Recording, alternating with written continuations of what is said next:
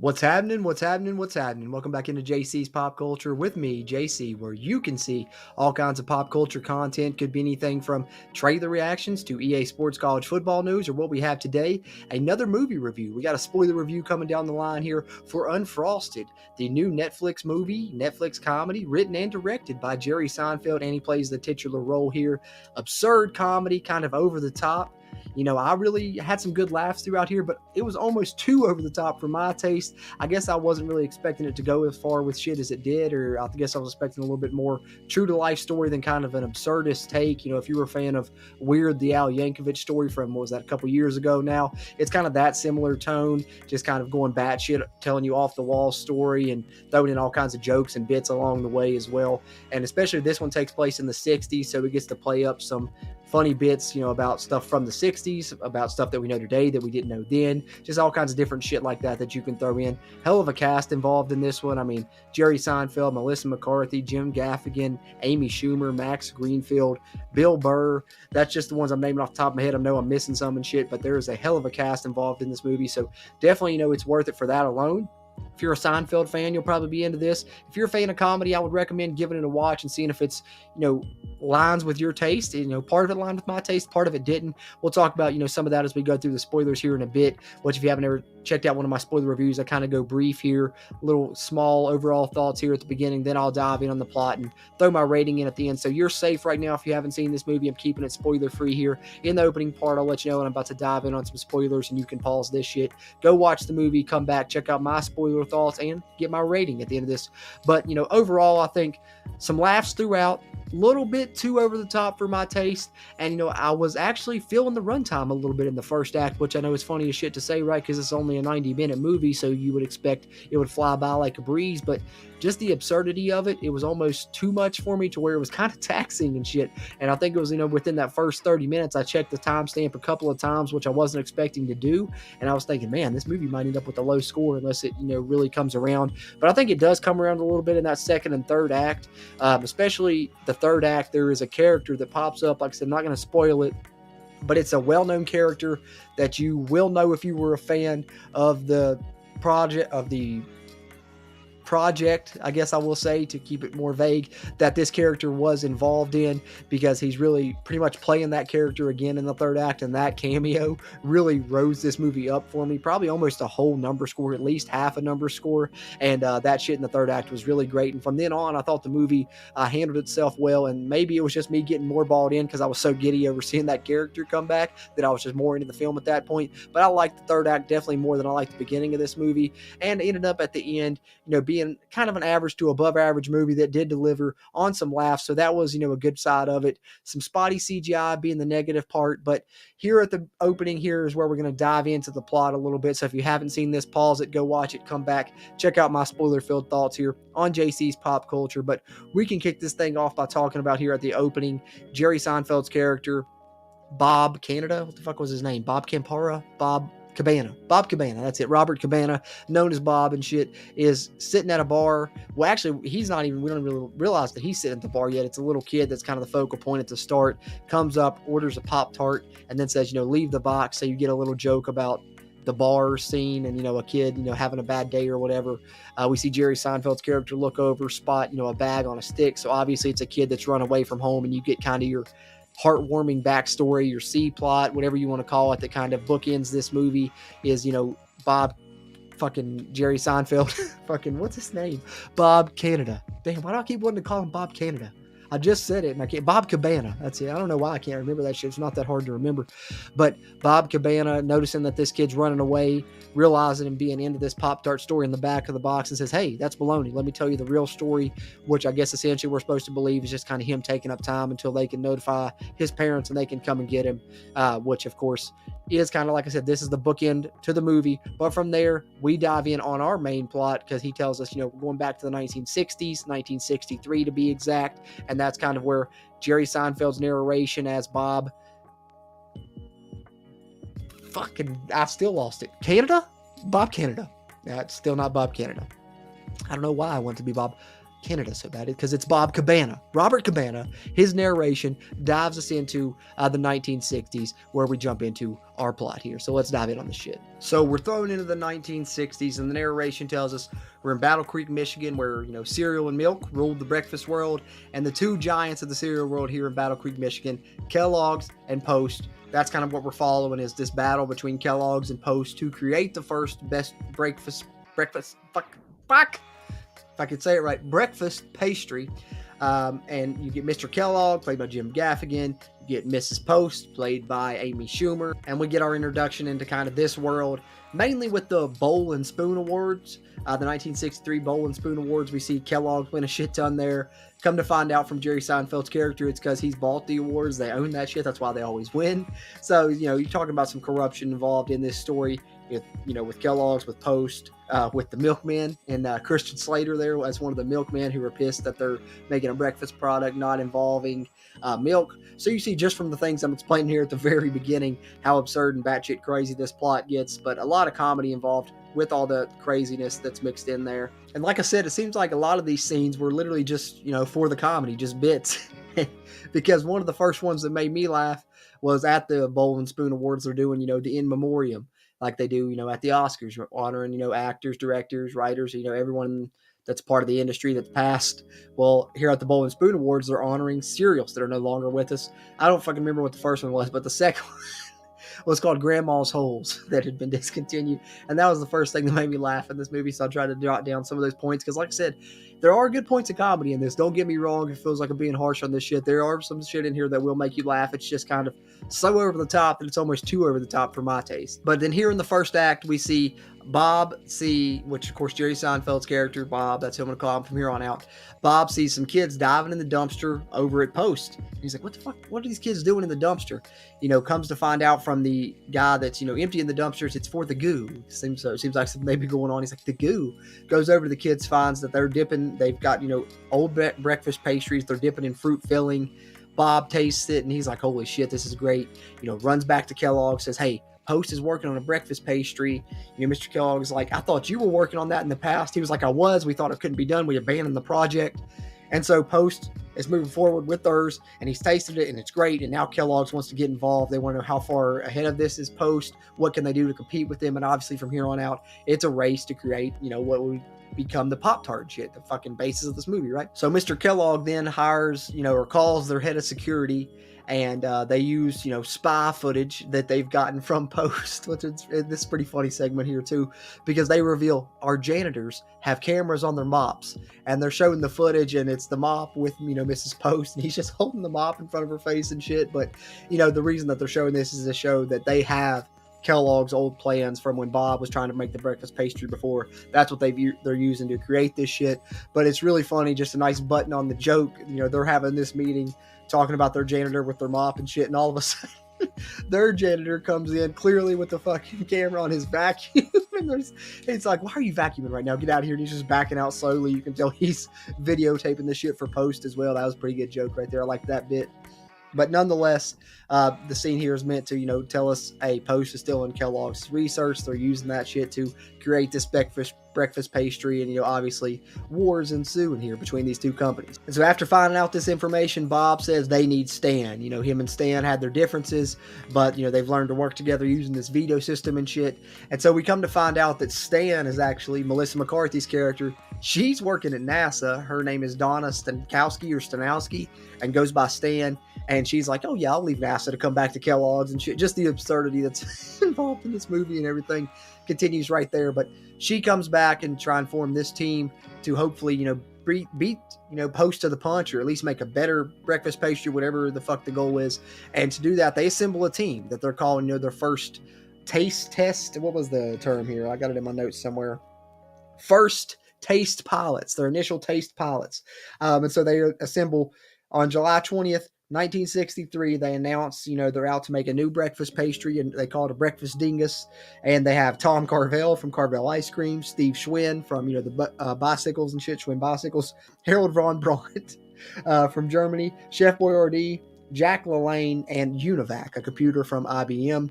Jack LaLanne is played by James Marsden, and I think one of the funniest jokes right here is delivered because he's a fitness guy. So one of the first questions they ask is, "How can you back something like this and everything?" And the first thing he says is, "Oh, sugar is poison. That's why we're creating a new product. It's called high fructose corn syrup." And I immediately had to pause the movie, drop that down because that was another good bit right there. But there's a lot of that throughout this movie, just kind of playing on things we know. I think Bob at one point is talking about they're trying to make Fruit Loops, and he said there's no fruit in this product. Fruit could never last in a box on the shelf, which is obviously funny to us now, knowing how preservatives and all that shit works, and fruit even in cereal on the shelf, all that. So, just some nice little touches right there with this taking place in the 60s that they can do little bits like that that are pretty funny and shit. But then at this same press conference, it's also revealed, we see our first glimpse, I talked about earlier when I was running down the cast, Christian Slater playing a milkman. He's pointing at Mr. Kellogg, like, what the fuck is this about? So, when they get back, Mr. Kellogg tells the story about how the milkmen are basically, a fucking gang, and they're going to come after them because they're creating this breakfast product that, doesn't use milk.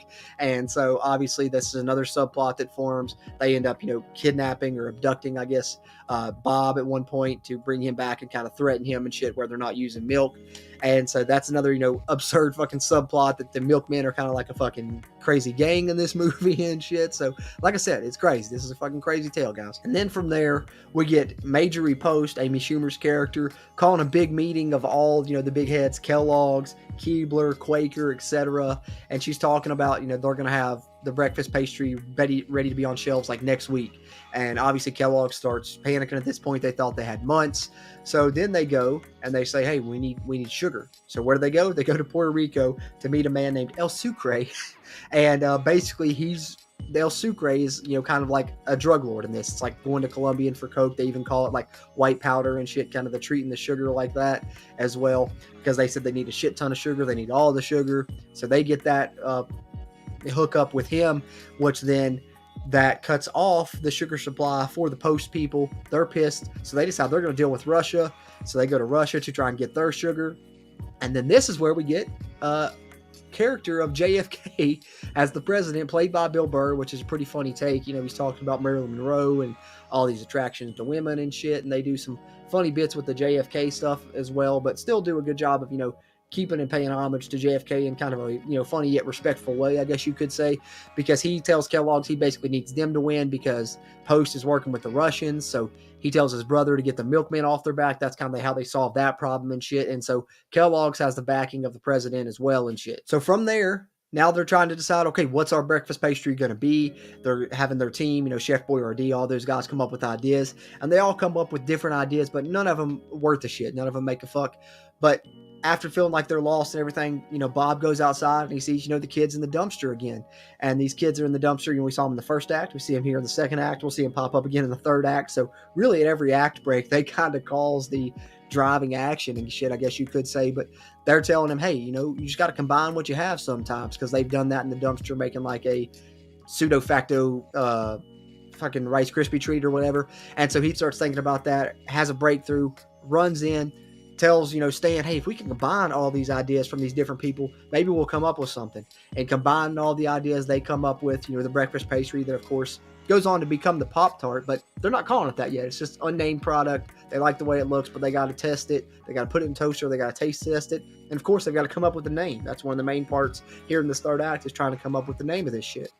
Both companies. All right, so we get to that taste test stage for Kellogg's, and Steve Schwinn, the bicycle guy, is wearing this fucking suit like it's a hazmat type shit, but it's got a pack on it that's flammable. He puts the Pop-Tart into the toaster and eats it, comes out, tastes great, boom, they've got a hit product. But all of a sudden his shit comes off. We said it was flammable, makes contact with the toaster, huge explosion. I'm like, oh fuck, I wasn't really expecting that in this comedy. But then all of a sudden, they see the explosion, walking through the smoke, you see a guy, and some expected, oh, it's going to be Steve Schwinn. They're not going to, do nothing crazy as far as that goes. It's not going to be that kind of dark humor involved in this. But they're like, oh, there he is, that's Steve. But all of a sudden, it's just another guy, And he's like, oh no, Steve exploded. Don't go over there. It's awful. And so that was one of my favorite bits of comedy just because I didn't see that coming. I didn't think they would pull the trigger and actually kill off a character with a toaster explosion when they were doing the Pop-Tarts taste test. But like I said, guys, that's the absurdity of this movie. How you feel about that will determine how you feel about this shit overall. But that part got me. I laughed a little bit right there with that dark humor. Sue me. I got dark humor, guys. And like I said, just to go along with that and ride that home, I talked about, a lot of cereal bits and shit. The whole funeral for Steve Schwinn is essentially just a cereal bit, putting milk in the grave, snap, crackle, pop jokes, like all kinds of shit. The whole funeral, that whole scene is literally just meant for jokes due to a cereal bit. So that's just what they're in for with this movie and shit. Then from there we get to, they have the product, they know it tastes good. Now they got to come up with a name. So to come up with the name, they hire, advertising agency as you would, right? They're going to come up with it. They're going to try and pitch it to you. And so I'm like, oh, that's a cool idea. But I was not fucking expecting this. And what I prefaced in the spoiler-free part, this is what I'm talking about right here, where this movie took a step up for me because holy shit. They transitioned like, okay, and then, you get your jump cut to the guy trying to pitch them the name. And guess who it is standing in front of a board trying to sell them the shit? Jon Hamm, I shit you not. And of course the timeline lines up perfectly with Mad Men being in the 60s, so he's literally acting like Jon Hamm. I went to the credits to see if he was credited. He's acting like Don Draper, excuse me. I went to the credits to see if he was credited as Don Draper. He's credited as Ad Man number 1. But then if I didn't think that was funny enough, he's going through his spiel, and I'm literally feeling like I'm watching an episode of Mad Men. He's just stepped right back into that character, fucking killing this shit again. And I'm like, this is awesome. The camera pans to someone there helping him try and sell the product, and he's, commenting after his comments, throwing in his 2 cents, much like he would on Mad Men. Who is it? John Slattery. Hell yes. And he's credited as Ad Man number 2, but we know he's essentially Roger Sterling from Mad Men. So if you're a fan of Mad Men, this third act is really going to make you giddy because, man, he was pulling off the Don Draper just like he did then.